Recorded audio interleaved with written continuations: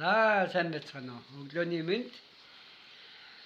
Хинтээ аймгийн Нориглон сум Эрдэнэ орон гэдэг нэртэй энэ сумаас бид нэр одоо мэдчилж байна. Би энэ сумын мэдээж 2 дугаар үг л.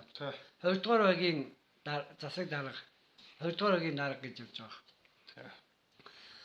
За энэ залуугийн гэрт ирж ингээ 2 хоноод чуулганы үйл ажиллагаанд ирж оролцсонгоо бас хүсэлт гаргаад тэгээд одоо зочид буудалд 2 хонох биш тийм ээ энэ багийнх нь яг хүмүүсийн дунд орж ингээ 2 сайхан хоноод одоо ингээ өнөөдөр Улаанбаатар руугаа буцах гэж байна. Түүний өмнө энэ сайхан бичлэгийг хийх гэж байгаамаа. За ингээд анхны сэтгэгдлийг за юуны өмнө өөрийгөө сайн танилцуулж байгаа. Хэн гэдэг үү? Багийн чинь нэр баг чинь зүгээр тоогоор биш нэг гоё нэртэй юм шиг байлаа. За би Хинтээ аймгийн Нориглон сумын ангирт багийн засаг даргыг багийн засаг даргын ажил хийдэг залуу байна. Тэгээд за иргэдийн оролцоо 2 төслөөс Нориглон суманд Нориглон иргэдийн оролцоо төрийн бас байгуулагдаж иргэдийн оролцоо 2 төсөл орон нутгийнхаа удирдлагууд за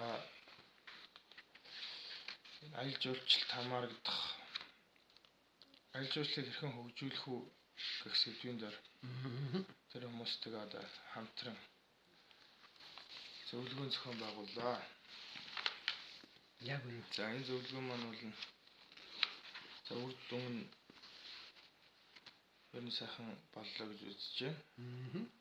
Нориглон аялал жуулчлалыг хэрхэн хөгжүүлэх үндсэн суурь тулгуур нь юу юм те? Одоо Шихийн утгийн төрсөн унган нутаг гэж явдаг. За Чингис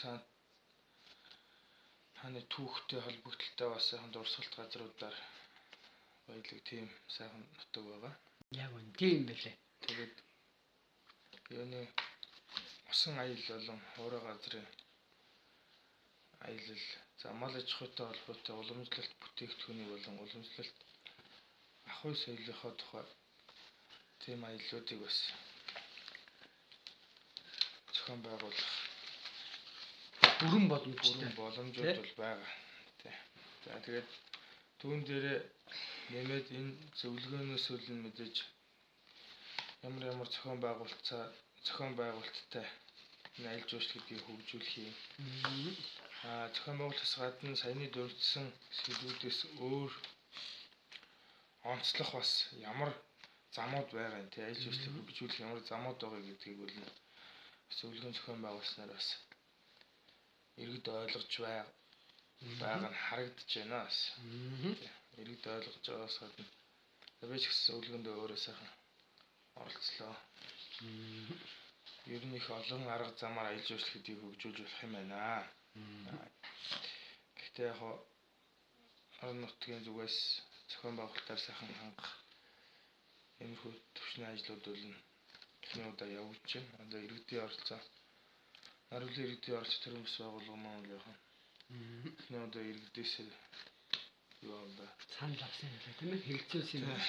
Санал авч судалгаа аваад за тэр судалгааныхаа үр дүнг бас бодит ажил болох гэж бас төлөвлөгөө бас боловсруулах энэ ажлуудыг эхлүүлж байгаа.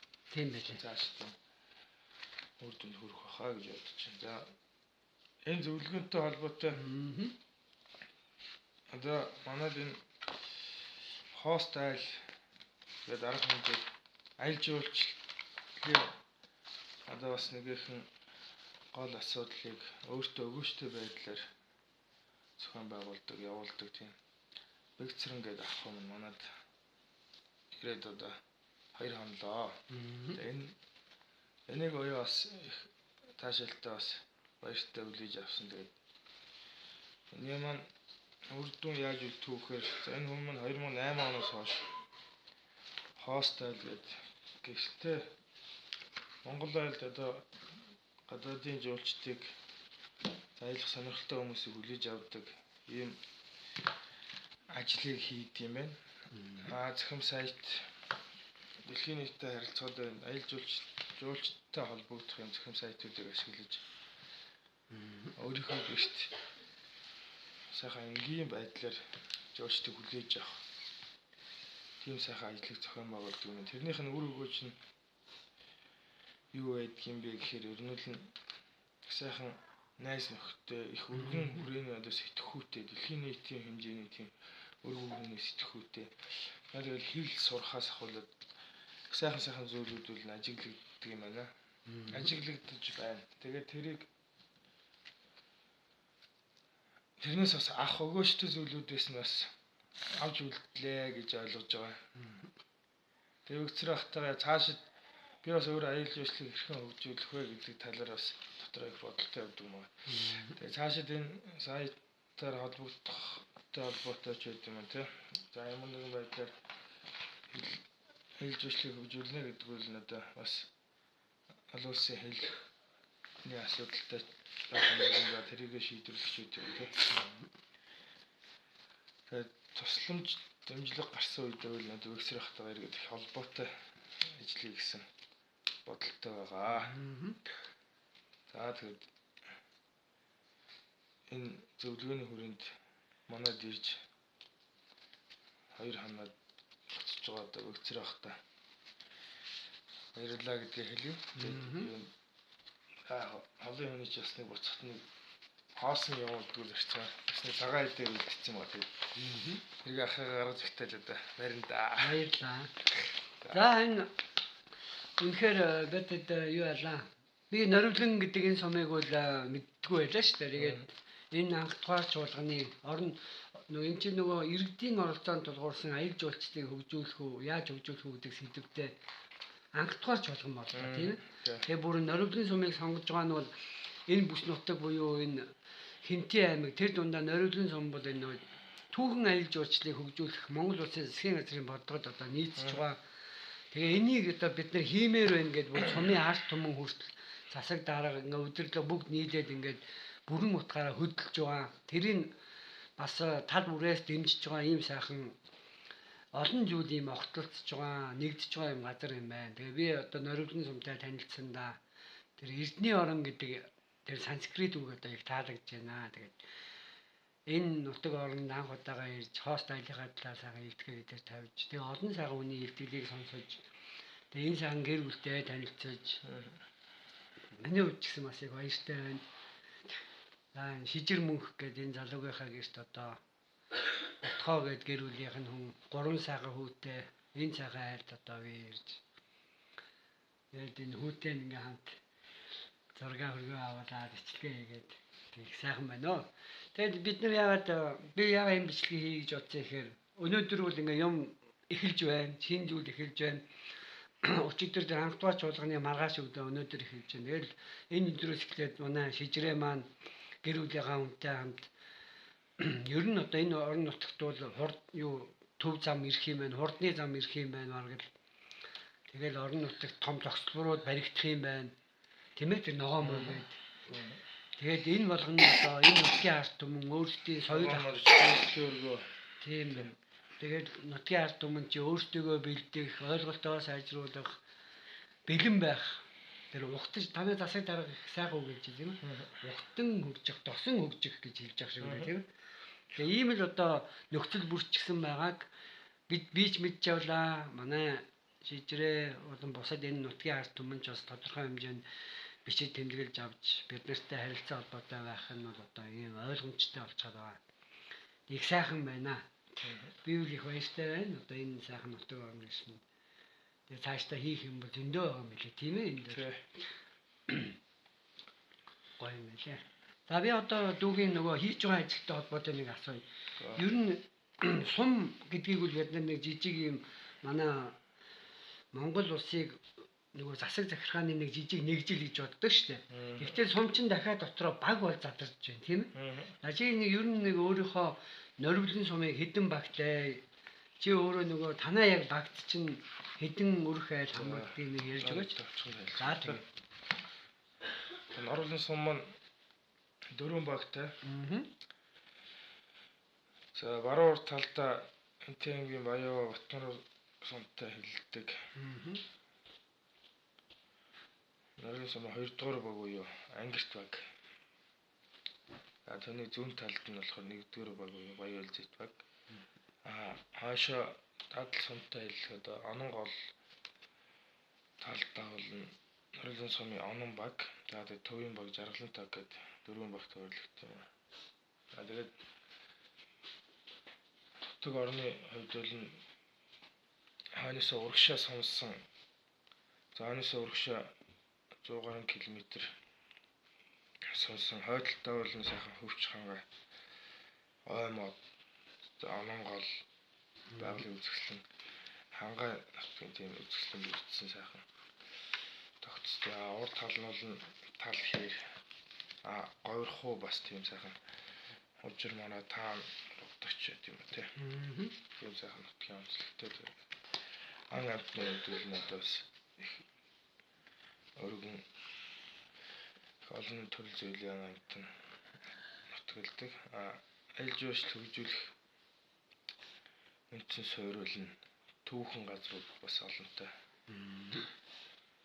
Тийм. 2 дугаар багийн одоо хэдэн өрх байна? Ер нь онцлог тамийн багт одоо ямар онцлог байна? За яг би өөрөө багийн дараагийн хийдгийн хувьд багийнхаа хувьд ярих. Манай баг нэг 113 өрхтэй. 350 гаруй хүн амтай. 46,000 толгой малтай. Малчин өрх, мал бүхий өрх зонтолсон. Тийм ээ. Тийм хөдөөний баг байгаа. Тэгээд манай баг дээр бол бас төвхтэй эсүүний агуулч гэдэг юм уу. Ангиртын хийдийн тойр байд. Тийм дурсгал түүхэн холбогдолтой тийм газрууд бол бас байдаг. Саяны одоо энэ иргэдийн оролцоо тэ одоо айлжуулах хөгжүүлэх ингээд энэ сэдвийн хүрээнд өмнө иргэдээс авч байгаа судалгааны хэлийг хинж авах бол манай ангиртуугийнх юм бол бас малчин ахуйтайгаа холбоотой ямиг л одоо аял жуурчтай л одоо үзэл сонирхуулах чиглэлийг илүү бас таатар сонирхож байгаа харагдаж байна л да. Тэгээ одоо юу гэдэг одоо мөр онуулгач гэдэг юм уу те. За бол аж ахуйгаас гарах бүтээгдэхүүн ч маш олон төрлийн шүү дээ тийм ээ. Тийм. Тэгээ эсхий суран эдлэл. За тэгээ сүү цагаан эдийн дотроо айрэг тийм ээ. Ямааны адууны за хүрний ч гэдэг юм. Тийм. Тэр олон төрлийн бүтээгдэхүүн, хүнсний бүтээгдэхүүн ч гэдэг юм. Энэ талдаа бол сонирхолтой айлж уушлыг жоохон хөгжүүлэх боломж байгаа мэн гэдгийг бол манай багийн хэмжээнд иргэд маань бас харж байгаа нь бас боломж байна гэж үзэж байна. Одоо Виктор ахын хост тайлыг бас багийнхаа хэмжээнд сонирхолтой хэмжээнээс өөрийнхөө гэрт ч юм уу одоо сайхан мал амраа малж байгаа ялууд дээр ч юм уу хэрэгжүүлэх боломжтой байна гэж би бол бас тэр хувьдаа тэгж харж үзэж байгаа. Надад зөндөө хамтарч ажиллах тийм шаардлагууд гарах ахоо. Ер нь тийм өчтөрийн тэр чуулганы маань яг өнө одоо дүгнэлт хэсэг дээр бол бүр хилжээлээ нөгөө малчин өрх маань хажуудаа бас нэг сайхан гэр догчулж бариад дотоодын аялал жуулчлал орон энэ сумын төв аймгийн одоо энэ аймгийн төв Улаанбаатар хотоос тэр нөгөө мал ахуйтайгаа танилцъя гэсэн гэр бүл үр хөвгтүүдтэй гээд бүр ингээд хажуудаа байлгаа сайхан заад сургаа тий бүр ингээд зуны амралтаараа бид нэг хөдөө авалтаа ирдэг штэ хөдөө гэрлүүгээ явъя гэх тэрэн шиг одоо тийм үйлчлэгээ хүртэл бий болгоё гэж ярьж байгаа шиг үлээ шүү тийм ээ яг үнэ тэгээ тэрэн дээр дотоодын аялал жуулчлал дээрээ хүртэл одоо тийм шинэ бүтээгдэхүүн гаргая гэж хэлжээ. Тэр надад бас их сайхан таалагдсан шүү нэрээ.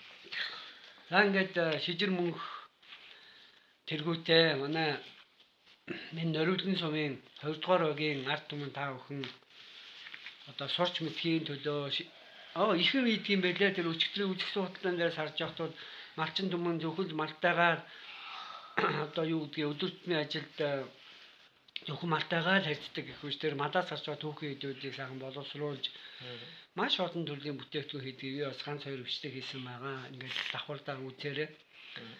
Тэгээд ер нь энэ хүмүүсийн чинь ингээд одоо зохион байгуулж байгаа, чиглүүлж өгч байгаа. Тэгээ энэ багийн дарга цаашлуул сумын одоо засаг захиргаа за бүр цаашлуул ингээд бид нар ингээд ийм төрийн бус байгууллагууд нэгдэж нэвтэж ажиллаж байгаа. Тэгээ тэрний цааталт одоо судлаач эрдэмтэд тий өчигдөр тэр олон сайхан судлаач эрдэмтэд ямар гоё илтгэл тавьж байна тий. Тэгээ одоо хамгийн цааталт нь дэлхийд даяар дархан суурьсан Монгол түмэн хүн болгон одоо бүр сумын түвшинд багийн түвшинд одоо очиж анхаарлаа тавьж ингэж мэдээлэлээр хангаж заавар зөвлөгөө өгж хамтран ажиллах одоо энэ чуулганы тийм сайхан үр дүн надад харагдлаа. Ер нь хүн болгоны л оролцоо хэрэгтэй юм билээ тий. Энийг бас бид нар анхаарч авлаа. Баг гэдэг энэ нэгж маань дахиад нэг 10 руу нэг хуваагдаад байна уу юу? Би бас өчигдөр нэг тийм үг сонссон 10 гээд энэ юу гэсэн үг нэг хэлж өгөөч. Энэ темгийн хэмжээнд яг темгийн баян сумд төрийн үйлчлэг иргэдэд түргэн шуурхай хүргэж өгч юм тий. Төрийн мэдээлэл үйлчлэг тэр өнцгөөс энэ 10 системийг яг туршилтаар үүсгэсэн байд. Тэгэхээр тэрийг үр дүнтэй юм байна гэж үзээд темгийн хэмжээний сумдуудад багуудад 10-ын зохион байгуулалтанд орох нь зүйтэй гэж үзсэн. Тэрийг нь утгач нь болохоор тэр 10-аас 20 өрхийг нэг 10 гэж үзээд ахлагч 10-ийн ахлагч гэдэг нэг сонгоод тавьчихна. Яг тэр амьдарч байгаа ойр орчноор ч тийм хэлжээрэй үг тийм ээ. Нэг уулын даа хүмүүс. Тэгээд тэр чинь би нэг 20 хүн рүү уцаарж мэдээлэл хүргэхгүй нэг хүн рүү ярих уу гэдэг тий. За бүх айлаа хамруулахын мэдээж нэг 100 гаруй өрх рүү ярьж мэдээлэл хүргэхгүй эсвэл нэг 5 хүн рүү уцаараад ахлагчтай уцаараад мэдээлэл хүргэх үүрэгтэй. Энэ утгаараа зохион байгуулагдсан. Систем аргатай. Тэгээ сайн тэрийг өчигдөр сонслоо та тэгээд тэр сонирхож авсан үеж авчихсан. За одоо ер нь эн чинь 10 сарын 1 болох гэж байна. Манай малчтууд одоо үйлжөөндөө хизээ боох уу? Ер нь цаг агаараа хардггүй жилийн байдал ер нь ямар байдаг вэ? Жилийн байдлыг харна л та. Харна тийм ээ. 10 сарын 20-доор гээд асуудал үйлжөөнд зөвөрч тал байна гэдэг. Гэхдээ ер нь манайхан бас бэлчээр солилтын ажил их хийдэг юм байна. Манай малчт. Тэгээд үүтэй. Тэг хүүтрэлт яг өвлийн эхний цас мас үзэж байж байна тий. Тэгж бас үйлжөөдөө бууж байгаа юм. Тэгвэл ихтэй засаа үзчихээ тий. Тэгвэл за ингээд шижир мөнгөтэйгээ энэ сайхан хууч яриагаа өндөрлөө. За эрхэм дүүд ажлын амжилт хүсье. Тий.